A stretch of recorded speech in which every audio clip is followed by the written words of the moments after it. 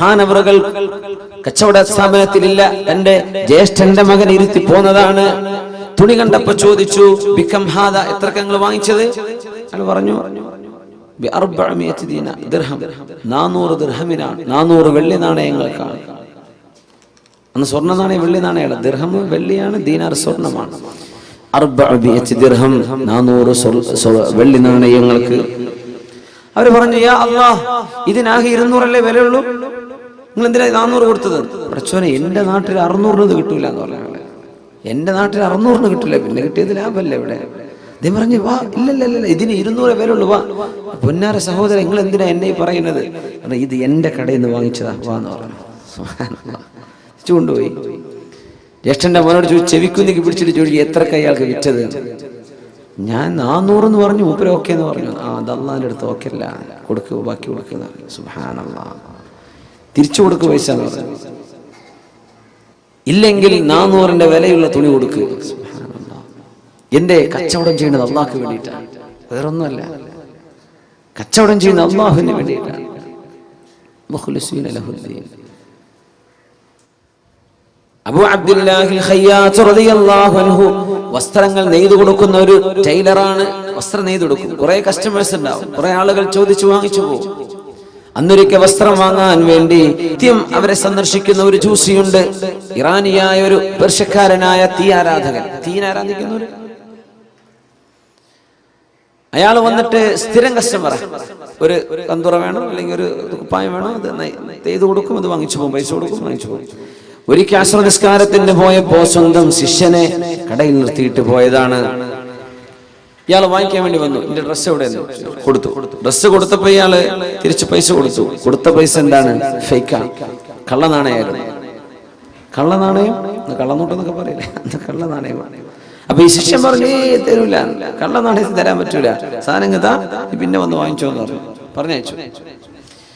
നിസ്കാരം കഴിഞ്ഞ് വന്നപ്പോ മഹാനായ അബൂ അബ്ദുല്ലാഹിൽ ഖയ്യാത്ത് റഹിമഹുല്ലാഹയോട് ശിഷ്യൻ പറഞ്ഞു, ഇങ്ങനെ ഒരാൾ വന്നിരുന്നു, വസ്ത്രം ഞാൻ കൊടുത്തു, പിന്നെ തിരിച്ചു മേടിച്ചു. എന്തേ?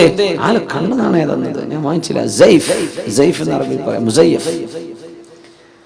എന്തേ സഹോദരങ്ങൾ അത് ചെയ്തത്? പൊന്നു ശിഷ്യ, ഞാനും അയാളും കച്ചവടം നടത്താൻ തുടങ്ങിയിട്ട് 1 വർഷമായിട്ടുണ്ട്. ഈ 1 വർഷത്തിനിടയ്ക്ക് അയാൾ എനിക്ക് തന്ന മുഴുവൻ നാണയം കള്ളനാണയാണ്. അത് ഞാൻ വാങ്ങിച്ചൊരു കിണറ്റിൽ കൊണ്ടുപോയി എറിയല. ഇനി ഇവൻ വേറെ ആരെയും കൊണ്ടുപോയി പറ്റിക്കണ്ട, ഞാനോ പറ്റിക്കപ്പെടുന്നുണ്ട്, ഇനി ഇവൻ വേറെ ആരെ വഞ്ചിക്കരുത് വിചാരിച്ച് ഞാനതെടുത്ത് കിണറ്റിൽ എറിയറാ ചെയ്യാറ്. നീ എന്തിനവരെ പറഞ്ഞാൽ വേറെ ആരെയും കൊണ്ടുപോയി വഞ്ചിക്കൂലേ? സുബ്ഹാനല്ലാഹ്, ഇസ്ലാമിന്റെ സംസ്കാരം എന്നൊക്കെ പറഞ്ഞത് ഈ പാരമ്പര്യമാണ്. ഇങ്ങനെ ചിന്തിച്ചിരുന്നൊരു സമൂഹം, ആരെയും വഞ്ചിച്ചുകൂടാ എന്ന് ചിന്തിക്കുന്നൊരു സമൂഹം.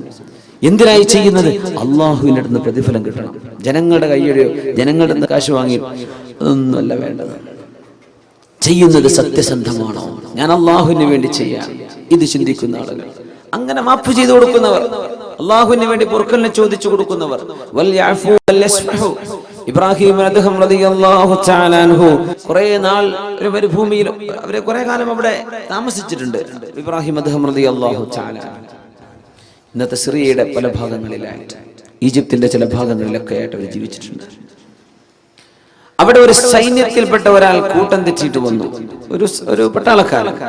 അയാൾ ചോദിച്ചു, ഐനൽ ഉംറാൻ, എവിടെ മനുഷ്യന്മാരൊക്കെയുള്ള സ്ഥലം എവിടെയെന്ന് ചോദിച്ചു. സിറ്റി, നഗരം എവിടെയാന്നൊക്കെ ചോദിക്കുന്ന പോലെ, ടൗൺ സെന്റർ ഏതാ വഴിയെന്ന് ചോദിക്കുന്ന പോലെ, ഐനൽ ഉംറാൻ, ജനങ്ങൾ എവിടെയെന്ന് ചോദിച്ചു. അപ്പൊ തൊട്ടപ്പുറത്തൊരു ഖബർസ്ഥാനുണ്ട്. അവിടെ ഉണ്ടല്ലോ എന്നാണ്, കുറെ മനുഷ്യന്മാരുടെ കിടക്കുന്നുണ്ടല്ലോ. ഞാൻ ഇതല്ല ചോദിച്ചത്, ഐനൽ ഉംറാൻ, മനുഷ്യന്മാരെവിടെ? ഇതൊക്കെ മനുഷ്യന്മാരാണല്ലോ. അവർ പറഞ്ഞു, ഏറ്റവും പാഠം പഠിക്കാൻ, കണ്ടുപഠിക്കാൻ പറ്റുന്ന മനുഷ്യന്മാർ ഇവിടെ കിടക്കുന്നവരാ, നീ കണ്ടുപഠിച്ചോന്ന. ഈ പട്ടാളക്കാരൻ അറിയില്ല ഇത് ഇബ്രാഹിം അദ്ഹം എന്ന് പറയുന്ന മഹാമനുഷ്യനാണെന്ന്. ദേശം വന്നിട്ട് അടി കൊടുത്തു. തന്റെ കയ്യിലുണ്ടായിരുന്ന ഒരു വടി കൊണ്ട് ആ അടിയിൽ തലയ്ക്കൊരു പൊട്ടുപറ്റി. അവിടെ കടന്നു ബഹുമാനപ്പെട്ടവർ. കടന്നപാട് ദുആ ചെയ്തു, യാ അല്ലാഹ്, ഈ മനുഷ്യന് നീ സ്വർഗം കൊടുക്കണേ പടച്ചോനെ, എന്നെ അടിച്ച മനുഷ്യന് സ്വർഗം കൊടുക്കണേ അല്ലാഹ്. ഇയാള് ഞെട്ടി, എന്താ അടി കൊടുത്തിട്ട് ദുആരക്കെ.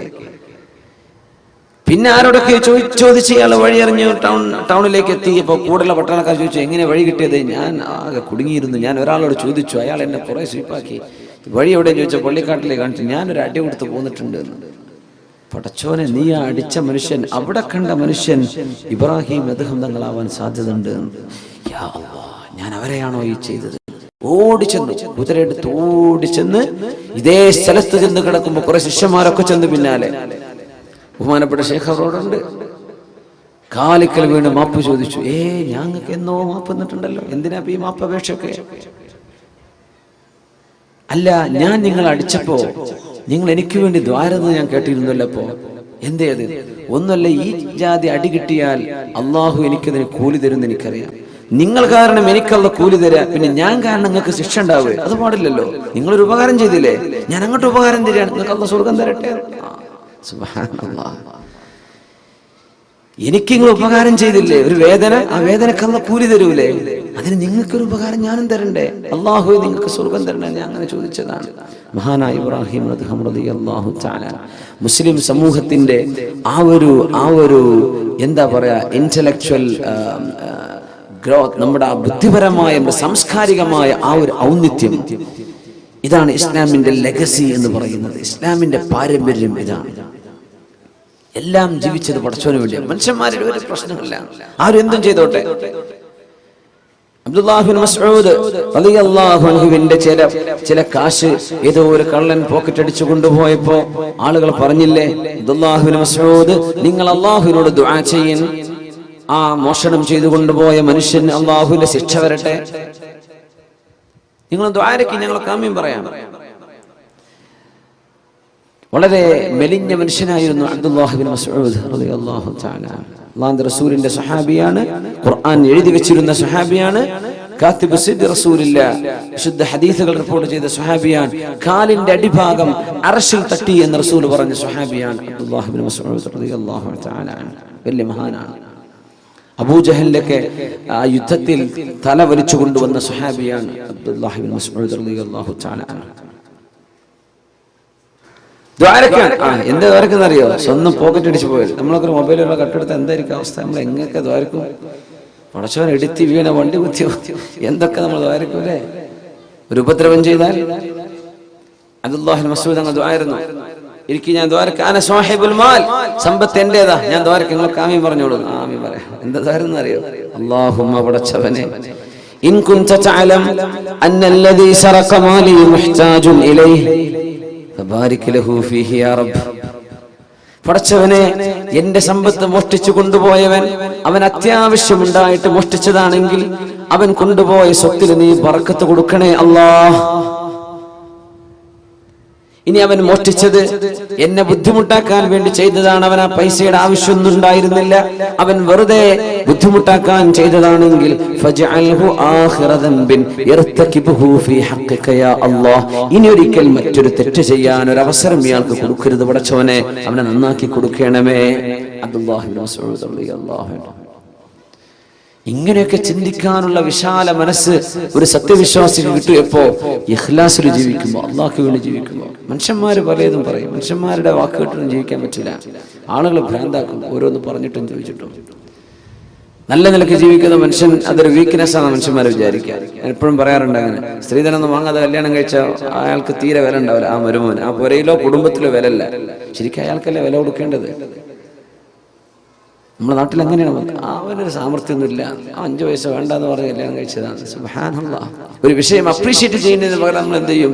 നമ്മളതിനെ, ആ വിഷയം ശരിക്കും അങ്ങ് ഒരാളെ ഡിപ്രസ്ഡാക്കി കളയും, നമ്മൾ ഡെസ്പെയർ ആക്കി കളയും. സുബ്ഹാനല്ലാഹ്. നന്മയെ, അള്ളാഹുവിന് വേണ്ടി നന്മയെ സ്നേഹിക്കുക. നന്മ നമ്മൾ ഇഷ്ടപ്പെടുന്നത് അള്ളാഹുവിന് വേണ്ടിയാണ്, നന്മ ചെയ്യുന്നത് അള്ളാഹുവിന് വേണ്ടിയാണ്. അള്ളാഹു കബൂൽ ചെയ്യുമാറാകട്ടെ. നിലാവെളിച്ചത്തില് മക്കയിൽ ഒരാൾ ഇങ്ങനെ മല പൊത്തിപ്പിടിച്ച് കയറി പോകുന്നുണ്ട്. അപ്പൊ സിദ്ദീഖ് റളിയല്ലാഹു അൻഹു ആലോചിച്ചു, യാ അല്ലാഹ്, ഈ പാതിരാത്രി ഏത് മനുഷ്യനായി പാറയ്ക്ക് പൊത്തിപ്പിടിച്ച് കയറി പോണത്? ചെന്ന് നോക്കുമ്പോൾ റസൂലുള്ളാഹി തങ്ങളാ സ്വല്ലല്ലാഹു അലൈഹി വസല്ലം. നബി, നിങ്ങൾ എങ്ങോട്ടായി പോണത് രാത്രി സമയത്ത്? ഒന്നുമല്ല സിദ്ദീഖ്, ഈ മലയുടെ അപ്പുറത്തെ കുറച്ച് യാത്രക്കാർ വന്ന് വിശ്രമിക്കുന്നുണ്ട് എന്ന് ഞാൻ കേട്ടു. ഒരു യമനിൽ നിന്ന് വരികയാണ്, ഒരു ഷാമിലേക്ക് പോവാണ്, ഫലസ്തീനിലേക്ക് കച്ചവടത്തിന് വേണ്ടി പോവാ. അവര് നാളെ രാവിലെ സ്ഥലം വിടും. അപ്പൊ രാത്രിക്ക് രാത്രി അവിടെ ചെന്നിട്ട് എന്തെങ്കിലും അവർക്ക് ദീൻ പറഞ്ഞു കൊടുക്കാൻ പറ്റിയാലോ? നേരം എടുക്കാൻ നിന്ന് അവർ പോയി പോവും. അതുകൊണ്ട് ഞാൻ ചെന്നിട്ട് വല്ലതും പഠിപ്പിച്ചു കൊടുക്കട്ടെ. ആര്? അഷ്റഫുൽ ഖൽഖ് സ്വല്ലല്ലാഹു അലൈഹി വസല്ലം. നിങ്ങളാരും വിളിക്കാതെ വേദ പറയേണ്ട ആൾക്കാരായി വേദ പറയേണ്ടവർ. നിങ്ങളാരും വിളിക്കാതെ, ഒരു സംവിധാനം ഒരുക്കാതെ നിങ്ങളുടെ നാട്ടിലൊക്കെ വന്നിട്ട് കേട്ടോളി അള്ളാന്റെ ദീൻ അലല്ലാഹു അസ്സ വജൽ എന്ന് പറഞ്ഞ് വേദ തുടങ്ങേണ്ട ആൾക്കാരാണ്. നമ്മൾ പള്ളിയിലൊക്കെ അങ്ങനെ നിസ്കാരം കഴിഞ്ഞ് പോകുമ്പോൾ ഉസ്താദ്മാർ വേദ പറയണേ, അപ്പോൾ വിളിച്ചിട്ടൊന്നും വന്നതാവില്ല, ആയിക്കോട്ടെ. അങ്ങനെ പോയി വേദ പറയേണ്ടവരാ. അങ്ങനെ നിങ്ങൾക്ക് ദീൻ പഠിപ്പിച്ചു തരേണ്ട ആൾക്കാരാ, പഠിച്ച ആൾക്കാർ. വേദ പറയുന്നവരൊക്കെ അങ്ങനെയാ വേണ്ടത്. പിന്നെ ഇപ്പൊ എന്താ എല്ലാം കോലം കെട്ടിയ കൂട്ടത്തിലേ ഇതിലും വലിയ കോലം കെട്ടൊക്കെ വന്നു എന്നാ തോന്നുന്നത്. നമുക്കിതൊക്കെ വലിയ കലാപരിപാടിയായി മാറിയിട്ടുണ്ട്. ഇപ്പോൾ അള്ളാഹുലേക്ക് അടുക്കാൻ കുറച്ച് ചിന്തകൾ കിട്ടണം, അള്ളാഹുലേക്ക് മനസ്സുകൊണ്ട് അടുക്കണം. ഇതാണ് ഈ വാദിന്റെ ഒക്കെ ലക്ഷ്യം. അത്രേ അതിന് വേണ്ടു, അതതിന് വേണ്ടത്, നമ്മൾ ചെയ്യേണ്ട ബാധ്യതയാണ്. അപ്പൊ അതുകൊണ്ട് നമ്മൾ ചെറിയ വിഷമങ്ങളൊക്കെ സഹിക്കാം. വലിയ വലിയ വിഷമങ്ങളൊക്കെ അള്ളാഹിന്റെ റസൂലും സ്വഹാബികളൊക്കെ സഹിച്ചില്ലേ, നമ്മളൊന്നും അറിഞ്ഞിട്ടില്ലല്ലോ. സാരല്ല, നമുക്ക് മൈക്ക് വെച്ചിട്ടല്ലേ പറയണത്. അന്ന് ഭയങ്കര സൗണ്ട് ഉണ്ടായിരുന്നു. അബ്ബാസ് റളിയല്ലാഹു അൻഹുവിന്റെ ശബ്ദം 2 മൈൽ അപ്പുറത്തേക്ക് കേട്ടിരുന്നു, ഒരു ആംപ്ലിഫയറും ഒരു മൈക്കും ഇല്ലാതെ. ഏതായാലും അള്ളാഹു കബൂൽ ചെയ്യട്ടെ, അള്ളാഹു സ്വീകരിക്കുമാറാകട്ടെ.